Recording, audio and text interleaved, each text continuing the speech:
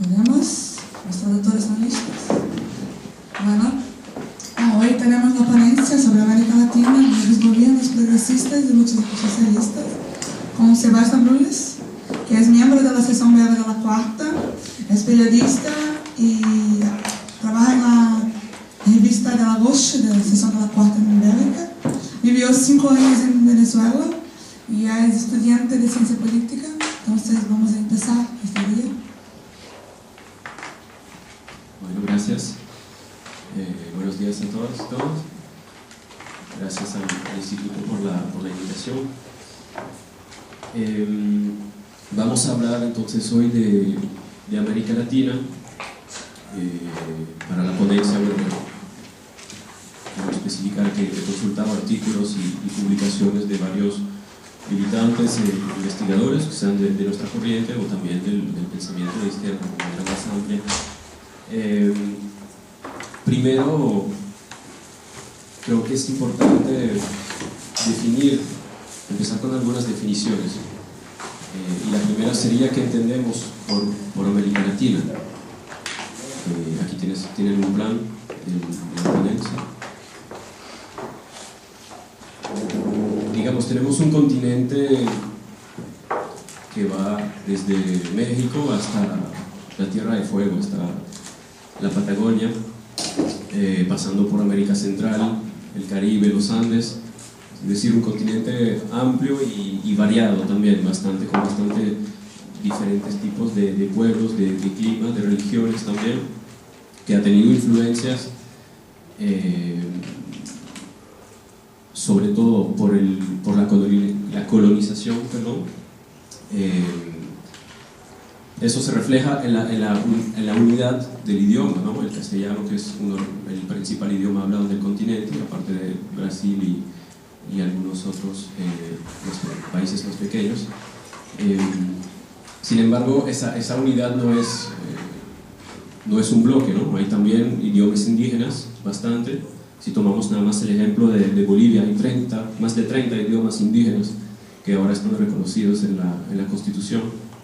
Por lo tanto, podremos decir un mosaico de idiomas, de pueblos y de culturas también. Es importante poder verlo, digamos, en todas sus matices, ¿no? Y no verlo como un bloque uniforme o con una visión eurocentrista, como se podría decir.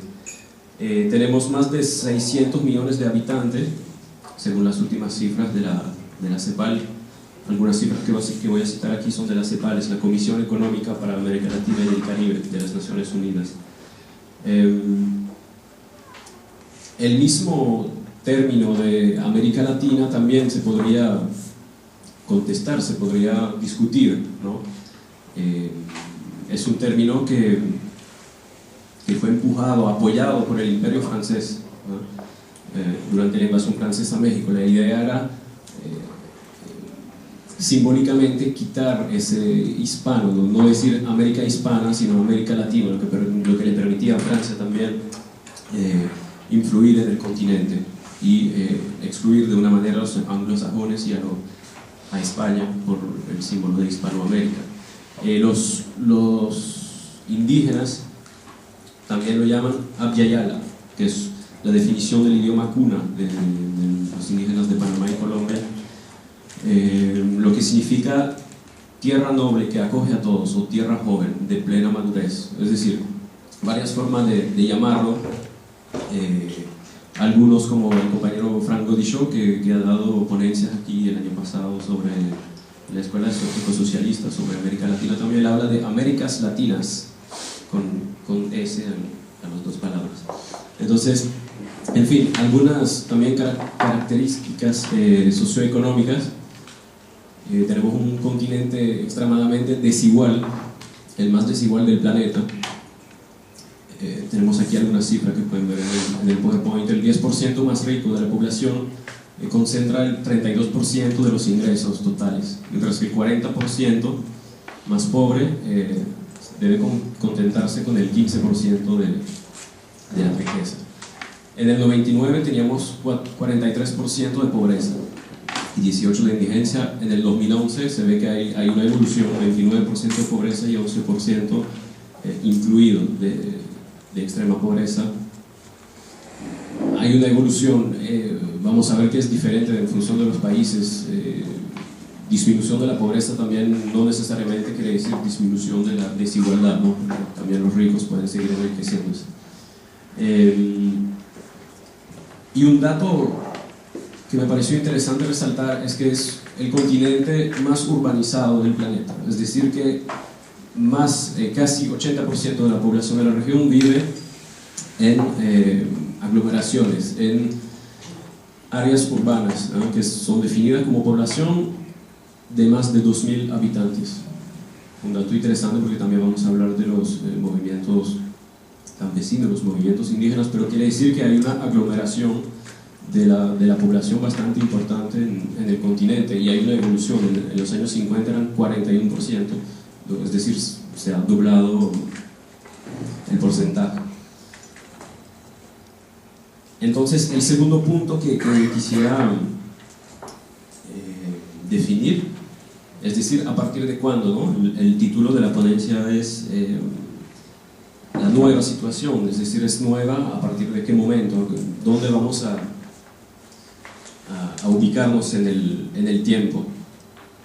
Digamos que se podría tomar para esta parte la llegada al poder del primer gobierno, que podríamos clasificar de progresista, que después vamos a ver un poco cómo los clasificamos, pero en todo caso que sería el año 99, con la llegada al poder del presidente Hugo Chávez en Venezuela. Pero la década anterior también han habido luchas, y vamos a ver que las luchas, bueno, han jugado un papel bastante importante en la llegada de esos gobiernos. Entonces ahí les puse un texto, unos párrafos que pueden leer. Lo voy a leer para que los traductores lo puedan traducir. En América Latina, las décadas de los 80 y de los 90 se han correspondido con el fin del ciclo de las dictaduras y los golpes de Estado, y con la imposición progresiva, mitad de los años 80 y durante los años 90, del poder sistemático del neoliberalismo en todos los países por las clases políticas locales, tanto conservadoras como socialdemócratas, el FMI, el Banco Mundial, planes de ajustamiento estructural, y la región se ha convertido de esta manera en el laboratorio del neoliberalismo mundial. Estos programas basados en la liberalización y la privatización de todos los sectores de actividad, en la reducción de la esfera de la sociedad, la apertura de economías a las empresas multinacionales, ha desembocado por todas partes en la explosión de la pobreza, desigualdades sociales, corrupción de los sistemas y de las personalidades políticas, y la exclusión de sectores enteros de la población, de la ciudadanía, en particular las comunidades indígenas. Despacio. Más despacio. Perdón. Ahí tienen siempre en las citas está el link que puedan después ver en internet. Quiere decir, tenemos esa contradicción en parte, ¿no? Los años 90 son, bueno, en varias partes del mundo, en buenas partes del mundo, unos años de lo que podríamos llamar la noche neoliberal, ¿no?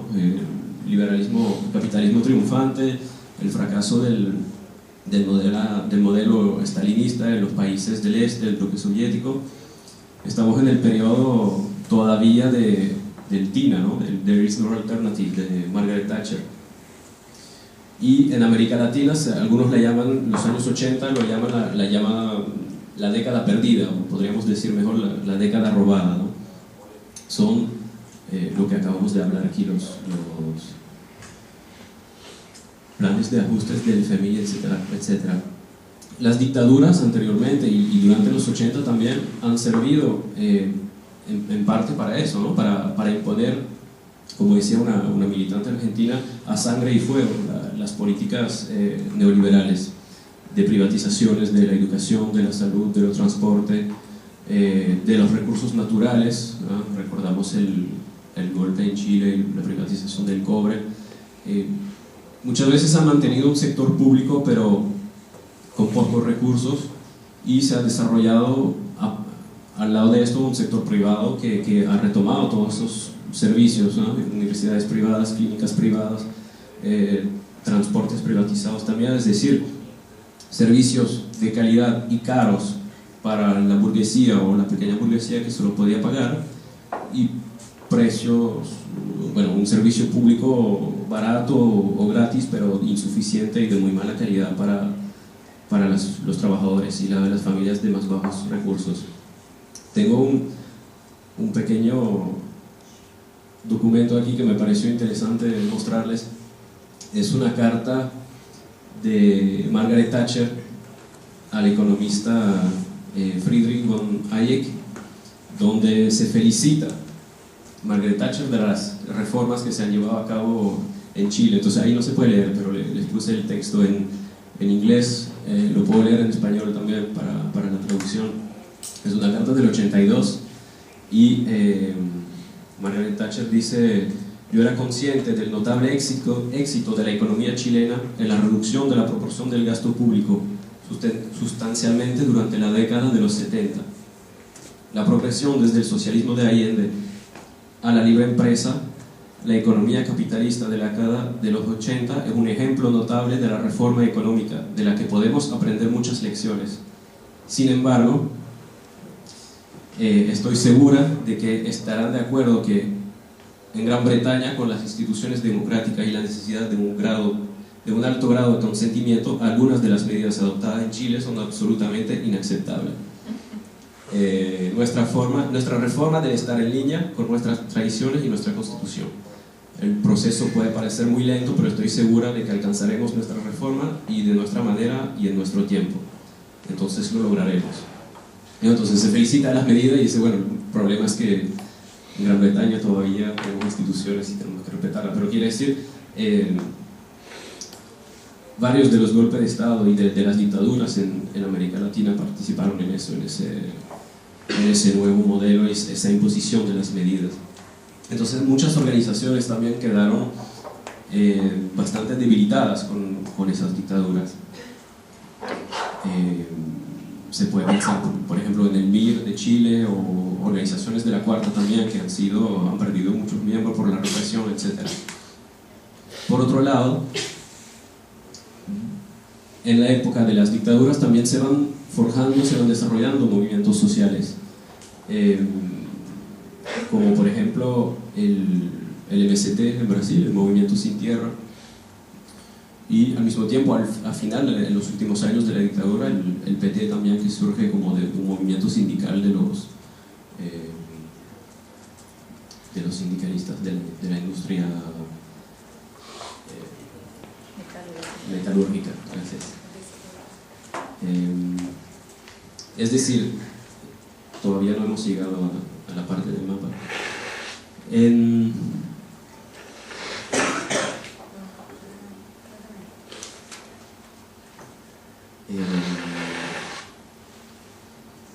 A partir de los años, bueno, si seguimos un poco haciendo una ubicación en el tiempo, a partir de los años 90, entonces, que empezamos a ver, entre otras cosas, con el levantamiento zapatista en el 94, frente al ENA, el Acuerdo de Libre Comercio de Norteamérica, revueltas populares también, que veremos más adelante, en el 89 en Venezuela,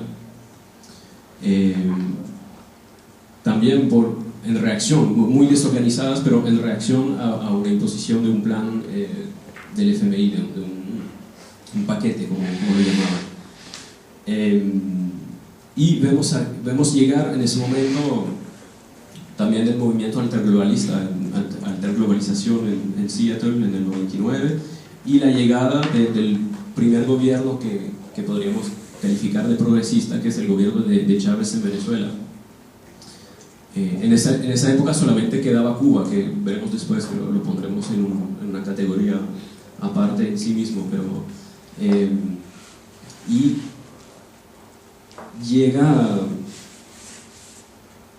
Chávez con un discurso no de ruptura con el capitalismo, pero sí de ruptura con la clase política dominante, con la vieja clase política tradicional, vamos a decir, que ha perdido mucho crédito frente a la población por corrupción, por ineficiencia, por políticas también de las que hemos hablado, y si se acuerdan o si han leído la famosa toma de posesión de Hugo Chávez ante el Parlamento el 2 de febrero del 99, donde dice, juramentándose como presidente, dice: juro delante de Dios, juro delante de la patria, juro delante de mi pueblo que sobre esta moribunda constitución impulsaré las transformaciones democráticas necesarias para que la República Nueva tenga una carta magna adecuada a los nuevos tiempos. Es decir, ya está planteando el proceso constituyente que veremos, bueno, que vamos a ver en Venezuela, que veremos también después en Bolivia y en Ecuador. Es decir, un discurso de ruptura frente a las élites que podríamos calificar de tradicionales. Entonces aquí tienen otro mapa de América Latina, pero este es el mapa político, vamos a decir, es del 2009, perdón. Así que han habido algunos cambios, pero podemos ver, entonces, eso para introducir el segundo punto de esta primera parte, si puedo decir así, que es cómo clasificamos esos gobiernos progresistas, de izquierda, socialliberales, en función de diferentes tipos de parámetros. Si vemos el mapa, vemos un mapa en el 2009 casi totalmente rojo, pero no se hace ninguna distinción, ¿no? Vamos desde Michelle Bachelet en Chile hasta Cuba, hasta Torrijos en Panamá o Lula en Brasil. Es decir, una mezcla ahí, tenemos todo rojo y tenemos que, bueno, intentar ponerle matices a este rojo. En el 2003 llega Lula en Brasil, Kirchner en el 2003 también. En el 2005 tenemos la derrota del ALCA, es decir,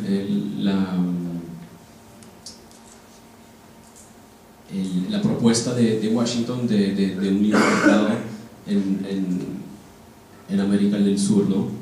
El acuerdo de libre comercio de las Américas. Entonces ahí en el 2005 en Mar del Plata, en Argentina, los países de entonces, progresista o como los definamos, se oponen a la imposición del ALCA en el continente. Un año antes se ha formado entre Cuba y Venezuela el ALBA, que era en la época la alternativa bolivariana para las Américas, que es la idea de un acuerdo continental de comercio entre los pueblos, digamos de comercio más basado en el intercambio y en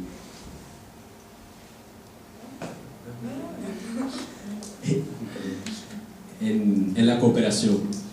Entonces en el 2005 el ALCA se entierra en Mar del Plata, si podemos decir así. Volveremos sobre el ALBA después. En el 2006 llega Evo Morales en Bolivia, en 2007 llega Correa en Ecuador y Bachelet y Ortega en Nicaragua, que llegaron en el 2006. Digamos que la década del 2000 es lo que algunos llaman el giro a la izquierda. Entonces, bueno, vamos a intentar ser un poco más fino en el análisis que el mapa de la AFP, ¿no? Podemos ver, yo haría tres categorías de gobiernos en América Latina, ¿no? Primero tenemos los gobiernos de derecha, no es complicado. Después habría una categoría que sería los gobiernos socialliberales, o de cierta manera podríamos decir de centro-izquierda, y los gobiernos, bueno, ahí un poco más complicado de definir, pero de izquierda, progresistas o nacionalistas de izquierda. El compañero Franck Bodichot dice nacional, popular, progresista, ahí vamos a ver. Y Cuba, que ponemos como categoría aparte, en el sentido, bueno, volveremos un poco después sobre Cuba. Pero entonces, ¿cómo es una clasificación un poco arbitraria también? ¿Cómo hacemos para definir todo esto? Yo diría que hay que buscar aspectos concretos que permitan argumentar la clasificación, aunque no tenemos nada puro en ningún país, o a veces un país va a estar más a la izquierda sobre un punto y sobre un tema y sobre otro no. Si tomamos, bueno, aquí cito algunas cosas, un nivel de participación popular, la ruptura con las instituciones o con la clase política, la vieja clase política, como había dicho, las políticas económicas y sociales, obviamente, si hay nacionalización, si hay medidas redistributivas, y frente al extractivismo, el control de los recursos naturales, la relación con los movimientos sociales. Se podría añadir la actuación frente al tema de la deuda, por ejemplo. Ahí vemos que Venezuela, que pondríamos quizás más a la izquierda, frente a la deuda no ha tomado ninguna medida importante, mientras que Ecuador pues sí ha realizado, ha auditado su deuda y ha rechazado pagar una parte de la deuda. También puede ser un punto de definición. Venezuela lo que ha hecho en el tema es retirarse del CIADI. El CIADI es el Centro Internacional de Arreglos de Diferencias Relativas a Inversiones. Es un órgano que depende del Banco Mundial y que básicamente que está encargado de resolver los litigios entre multinacionales y estados, y que en general da la razón a las multinacionales, ¿no? Entonces, últimamente, primero creo que fue Ecuador, después Bolivia, y ahora Venezuela también ha salido de esa institución. Algo interesante, pero que no implica poner en cuestión el pago de la deuda, por ejemplo. Entonces, si vamos por los gobiernos que calificaría de social liberales, pienso en Brasil, en Chile bajo Bachelet, antes de la vuelta de la derecha, de Argentina o de Uruguay. Podemos decir que han llevado a cabo algunos programas sociales de redistribución. Es el caso de Bolsa Família en Brasil, o de Fome Cero, Hambre Cero. Sin embargo, no se contesta, en ningún momento se pone en duda la estructura social o el modelo capitalista. Más bien son políticas que podemos llamar asistencialistas, que permite garantizar también el apoyo de una parte de la población. Hay que tenerlo claro. Quizás apuestan por el tema de reactivar la economía nacional, ¿no? Creando una demanda, etc.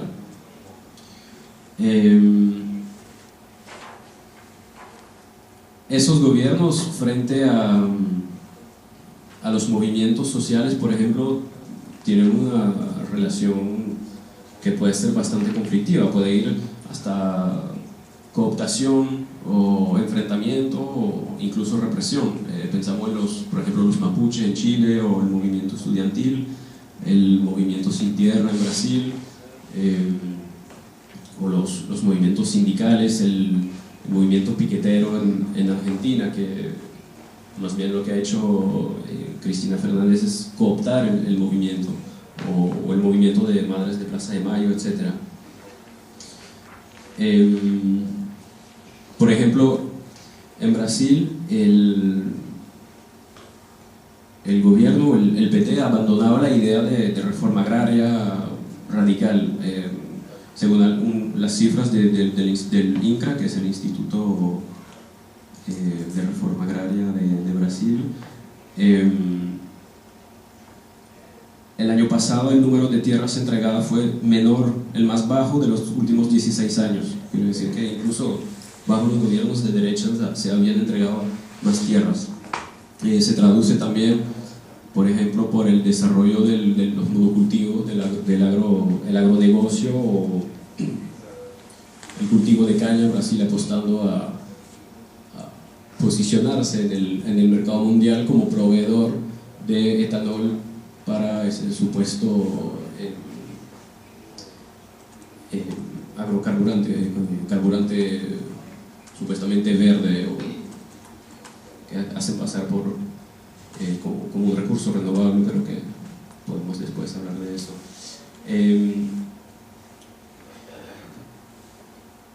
En ese sentido también se caracterizan por, bueno, algunos, seguimos con, por ejemplo, el ejemplo de Brasil, el hecho de alguna manera un apoyo a la burguesía nacional, entre comillas, de algunas empresas, como el ejemplo de la empresa Odebrecht, que es una gran constructora que tiene contratos en toda Latinoamérica. El Banco Público de Brasil hace préstamo a los países para que esos países hagan grandes proyectos de infraestructura con su entre comillas, empresa privada Odebrecht, ¿no? También se podría hablar, quizás también con los compañeros de Latinoamérica que están aquí, del tema. Algunos hablan de un subimperialismo de Brasil en el continente. No sé si han hablado de eso en la ponencia anterior que han tenido los días anteriores sobre el imperialismo, pero sería interesante hablarlo también. No lo voy a desarrollar mucho aquí, pero entonces después tenemos esa otra categoría de gobiernos que vamos a llamar progresistas, ¿no? Que es quizás lo más fácil y lo que más adecuado, en los cuales yo pondría Venezuela, Bolivia y Ecuador, que son los tres que se han caracterizado por un cierto nivel de, como le he dicho antes, de ruptura con la clase política anterior, ¿no? En los tres casos vemos un derrumbe de los partidos tradicionales. En Venezuela hubo un sistema bipartidista durante 40 años entre la socialdemocracia y la democracia cristiana, partido AD y COPEI, y la llegada de Chávez en el 99 es el derrumbe de esos partidos que poco a poco se van a ir, con los años se van a ir disminuyendo hasta volverse un partido más en los nuevos partidos que han surgido después en la oposición. Esa clase política tradicional está descalificada, vamos a decir, por las políticas neoliberales, por el clientelismo, por la corrupción, por la represión también. Comenté hace un rato los eventos del 89 en Venezuela, que se conocieron como el Caracazo. Fue la aplicación por el nuevo gobierno de la época, que era de Carlos Andrés Pérez, de medidas del FMI, que fue electo, y a las pocas semanas se aplicó un paquete que implicaba liberación de precios, aumento del precio de la gasolina, de los transportes, liberación de la tasa de cambio del dólar, etc. Y eso tuvo un efecto inmediato sobre la capa más pobre de la población, de los trabajadores, y hubo unas revueltas de calle totalmente desorganizadas, unos saqueos, etc. Pero hubo también una represión muy fuerte. Oficialmente se reconocen 300 muertos y otros hablan de entre 1.000 y 3.000 muertos. Es decir, se mandó al ejército a disparar y a reprimir. Por lo tanto, también ha afectado la estabilidad, digamos, de esa clase política. Y tenemos también un surgimiento de lo que podríamos llamar, no sé si nuevo, pero en todo caso de un sujeto social que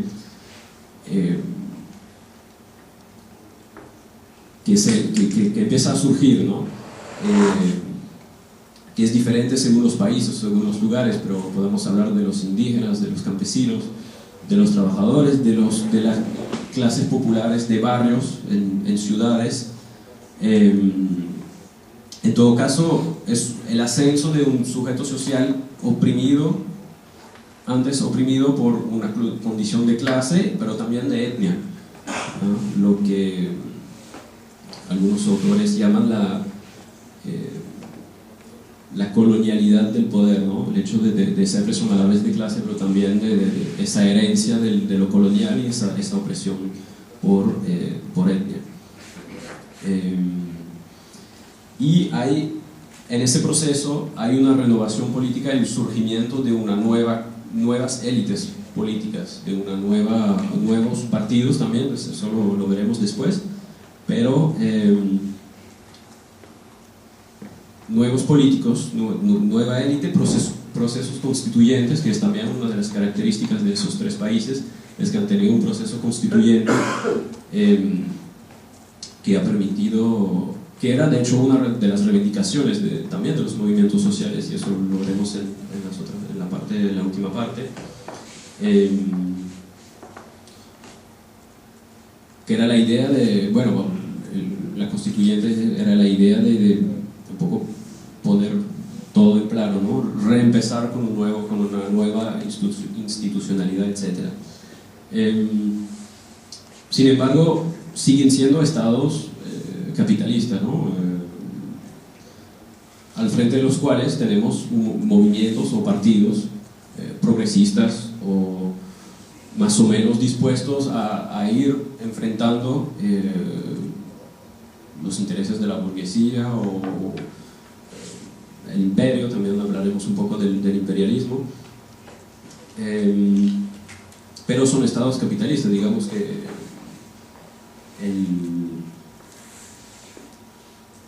los representantes de esos gobiernos, algunos dirán, somos un país socialista, pero bueno, hay que ser claro que estamos ante países y sistemas capitalistas de economía también. Entonces, en el artículo que les pasé de Claudio Katz, habla del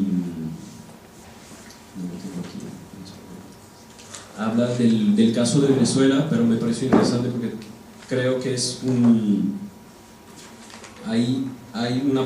la problemática general que, digamos, se puede aplicar para esos gobiernos de izquierdas existentes y también por los nuevos que podrían surgir, cada uno con sus matices, obviamente, pero que es decir, cómo avanzar en un modelo, en la construcción de otro modelo, en la construcción del socialismo, sin caer en la trampa del poder y de la gestión de las instituciones. Entonces le leo dos párrafos del artículo de Claudio Katz, que pone también en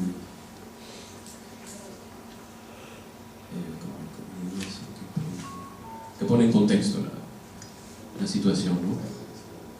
Dice: cualquier luchador latinoamericano sabe que una construcción socialista existe lidiar con dos novedades contemporáneas. La URSS ya no existe y las viejas dictaduras regionales han sido reemplazadas por sistemas constitucionales. Cuando lees, Can you say where it's from in the text? Can I see the translators? ¿En qué parte de las hojas está el texto? Está después de aprendizajes, después de aprendizajes e innovaciones, no sé cómo está en otra lengua, pero es en la primera, segunda, tercera, cuarta parte. Es el artículo de Claudio Katz. ¿Cuántos parágrafos que dos franceses têm foto? Oh, meu Deus. Não sei. Bueno, tienen. En inglés no lo tienen. Es que no lo encontré en inglés, por eso quizás no lo encuentro. En francés sí existe. Qual o nome, Carol? Legados y comisiones. Es la cuarta página. No sé. El primer parágrafo. Aprendizagem Sí. e inovação. En el texto inglés no está así, pero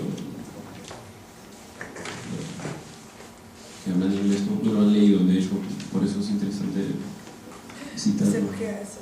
¿Sí?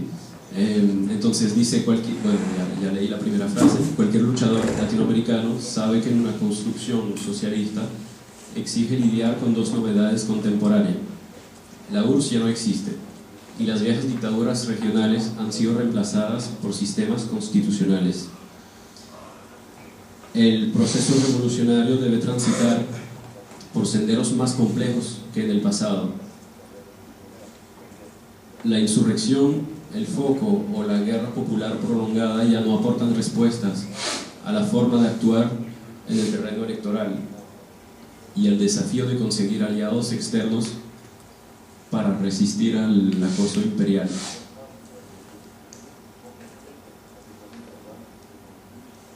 frente al nuevo escenario hay que innovar con la misma audacia que en su época tuvieron Lenin, Mao y Fidel. Es importante comprender los nuevos rumbos de la lucha por el socialismo. En el siglo pasado, los revolucionarios no enfrentaban la problemática intervención en el sistema electoral burgués. Actuaban en un persistente contexto de guerras y dictaduras, sin necesidad de abordar la disputa por los votos.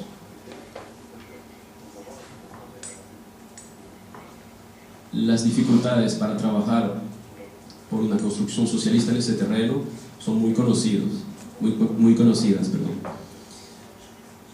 El régimen constitucional otorga a los dueños del poder económico y mediático privilegios siderales que son potenciados por el predominio de la ideología convencional. Es decir, ahí podemos abordar el tema también de los medios de comunicación en América Latina, que en la mayoría de los países están controlados por son medios privados. Si tomamos el ejemplo del Ecuador, hasta hace un año, 2 años, o hasta el año 2000 por allá más o menos, Ecuador no tenía una televisión pública. Todos los canales eran privados. Entonces esos gobiernos también se han ido enfrentando, y eso se escucha mucho en la prensa aquí en Europa, cuando se acusa de atentar contra la libertad de expresión, etc. También han tenido que intentar poder también tener sus propios medios, o enfrentar a veces medios que no solamente informan, sino que en el caso de Venezuela tenemos medios privados que han participado activamente en un golpe de Estado, grabando falsos videos, anunciando muertos antes de que los hubiera en la calle, etc. Voy a pasar esa parte porque nos quedan 5 minutos y me gustaría terminar con el tercer punto. Entonces, también está en la definición, había los 4, el cuarto era Cuba, que había puesto aparte, lo puse aparte porque digamos que es una categoría por sí sola, no se puede comparar con esos 3 países progresistas. Es un país donde hubo una revolución política, pero también social, hubo una ruptura con el sistema capitalista y la propiedad capitalista de los grandes medios de producción.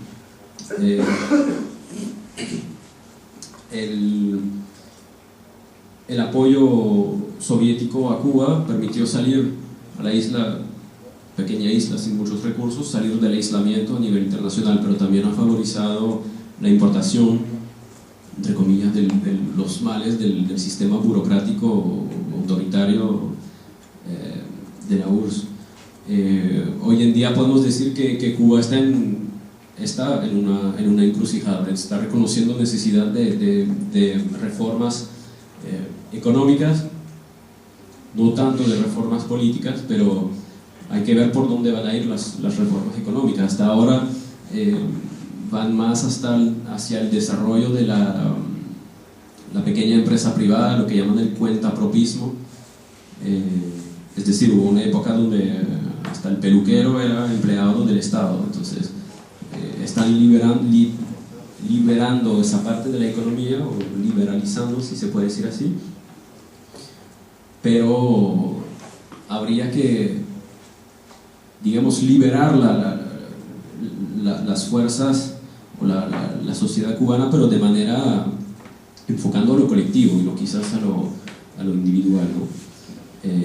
Porque van surgiendo también con eso, van resurgiendo desigualdades en la sociedad cubana. También hay un peligro de una evolución hacia un sistema de tipo chino, vietnamita, o no sé cómo calificarlo, pero de combinación entre un partido único y un sistema de libre mercado, de liberalización de la economía. Pero bueno, no vamos a profundizar mucho el tema de Cuba aquí. tercer punto, que era de primero en el plan, pero que de último son los gobiernos de derecha. Colombia, Perú, Honduras. Honduras en el mapa estaba en rojo por Zelaya. Pues, Zelaya fue destituido por un golpe de Estado. Paraguay también, México, Chile, que ahora está dirigido por un empresario. Ahí son claramente gobiernos de derecha, aliados con el imperialismo, donde hay bases militares. Por ejemplo, en el ejemplo de Colombia hay varias bases militares norteamericanas, en Panamá también. Juegan un papel ahí que me gustaría tocar, no sé cuánto tiempo queda. 2 minutos, pero no importa, lo abordaré rápido en la segunda parte. Son gobiernos que hoy en día, y lo voy a dejar pendiente para después, están retomando la bandera del ALCA y están retomando una integración, pero hacia el Pacífico. Pero veremos un poco, hablaremos un poco de eso después de la pausa. Gracias.